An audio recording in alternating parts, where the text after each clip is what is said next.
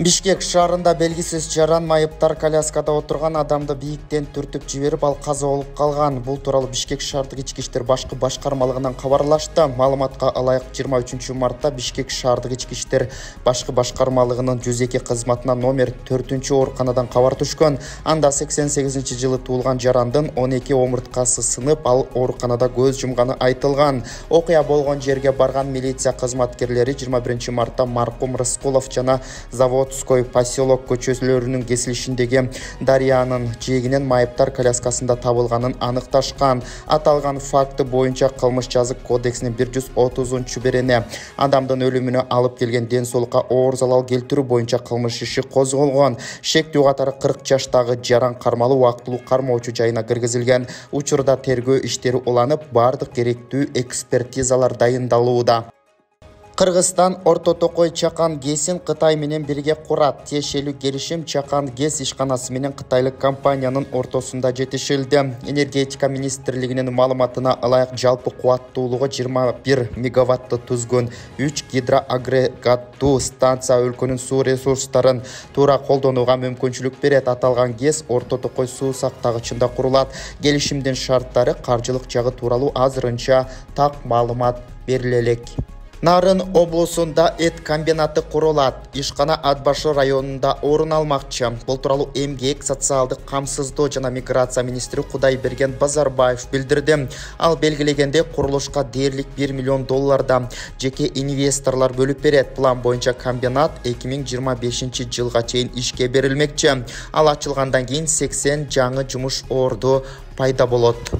Кыргызстанда жыл аягына чейин 204 мектептин курулушу пландалууда. Бул тууралуу министрлер кабинетинин төрагасы Акылбек Жапаров жарыялады. Анын айтымында 2023 жылы ошондой эле 49 бала бакчанын, 18 оорукананын жана 30 маданий объектилеринин курулушу жыйынтыкталмакчы. Бул максатта бийлик 9 миллиард сом багыттоо ниетинде. Андан тышкары унаа жана жолдор министрлигине атайын техника сатып алууга 5 миллиард сом бөлүнөт, деди Жапаров.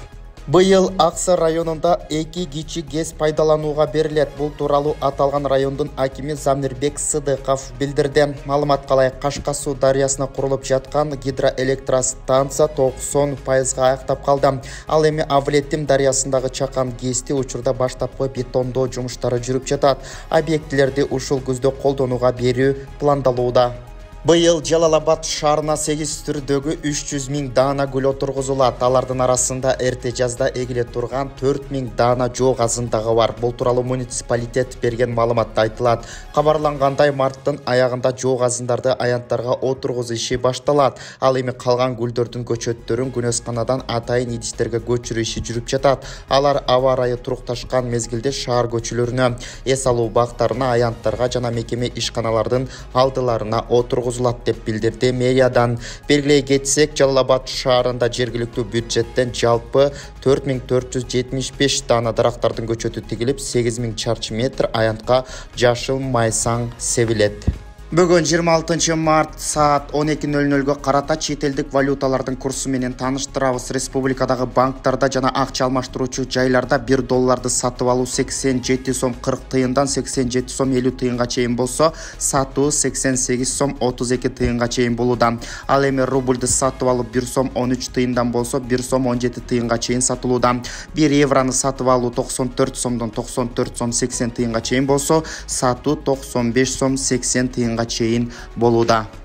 Кыргыз гидромет борборунун маалыматына ылайык 27 мартта өлкө аймактарында күн ачык болот. Батыштан соккон шамалдын ылдамдыгы секундасына 4-9 метрге чейин жетиши күтүлөт. Абанын температурасы Чүй облусунда түнкүсүн +8, күндүз +23, Талас областында түнкүсүн +6, күндүз +21, Ош, Жалал-Абад, Баткен областарында түнкүсүн +12, күндүз +26, Ысык көлдө түнкүсүн +5, күндүз +18, Нарын областында түнкүсүн -5, күндүз +14, Бишкек шаарында түнкүсүн +8, күндүз +21 градус жылуу болушу күтүлүүдө. Аргентина құрамасының капитаны Лионель Месси карьерасында 800 гол киргизген. Маракелик топ Панама командасының дарбазасында болды. Эми құрама достық беттештин алқағында жолугушкан. Месси улуттук құрамасы үчүн 99 гол, Барселона үчүн 672 гол жана ПСЖга 29 гол киргизген. Фарфард мындай көрсөткүчкө жеткен экинчи оюнчу болду. Биринчи Криштиану Роналду болгон.